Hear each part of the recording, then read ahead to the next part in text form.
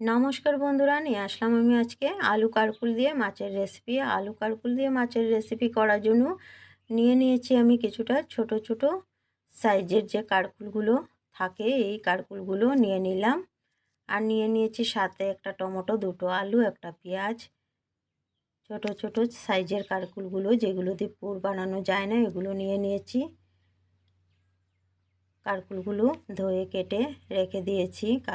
কারকুল আর আলু একসাথে রেখেছি। আর কড়াইতে দিয়ে দিলাম তেলের মধ্যে দুটো শুকনো লঙ্কা, পেঁয়াজ কুচানো দিয়ে একটু ভেজে নিলাম। তারপর দিয়ে দিলাম কেটে রাখা আলু কারকুল, সাথে দিলাম নুন, হলুদ, লঙ্কার গুঁড়ো, জিরার গুঁড়ো দিয়ে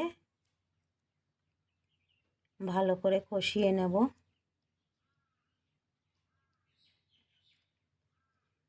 তারপর দিয়ে দিলাম সামান্য চিনি দিয়ে আরও একটু নাড়াচাড়া করে তারপর এখন দিয়ে দেব আমি থেঁতানো আদা, কাঁচা লঙ্কা একটু বেশি করে দিলাম। আদা কাঁচা লঙ্কাটা একটু ভাজা ভাজা হওয়ার পর এখন আমি দিয়ে দেব একটা টমেটোটা দিয়ে আরও একটু সময় কষিয়ে নেব। যে কোনো মশলা হোক, আদা কাঁচা লঙ্কা বা টমেটো, সব মশলার মধ্যে একটা কাঁচা গন্ধ থেকে যায়। ভালো করে না কষালে গন্ধটা থেকে যায়। সেজন্য ভালো করে সব মশলা দিয়ে সবজির সাথে কষিয়ে নিলাম। ভালো করে কষানো হওয়ার পর সেন্ট বের হওয়ার পর, কষানোর সেন্টটা যখন বের হয়ে আসছে তখন দিয়ে দিলাম আমি জল দিয়ে একটু নাড়াচাড়া করে ঢেকে রেখে দিয়েছিলাম। ভালো করে ফুটিয়ে নিলাম। তারপর ভেজে রাখা মাছগুলো দিয়ে দিলাম।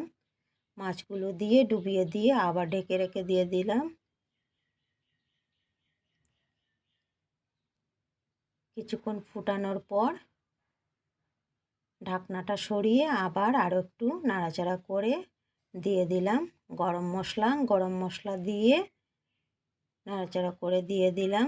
ফুটিয়ে আরও একটু সময় ফুটিয়ে নিলাম। হয়ে গিয়েছে আমার আলু কারকুল মাছের রেসিপি। কেমন হলো বলবেন। বাই।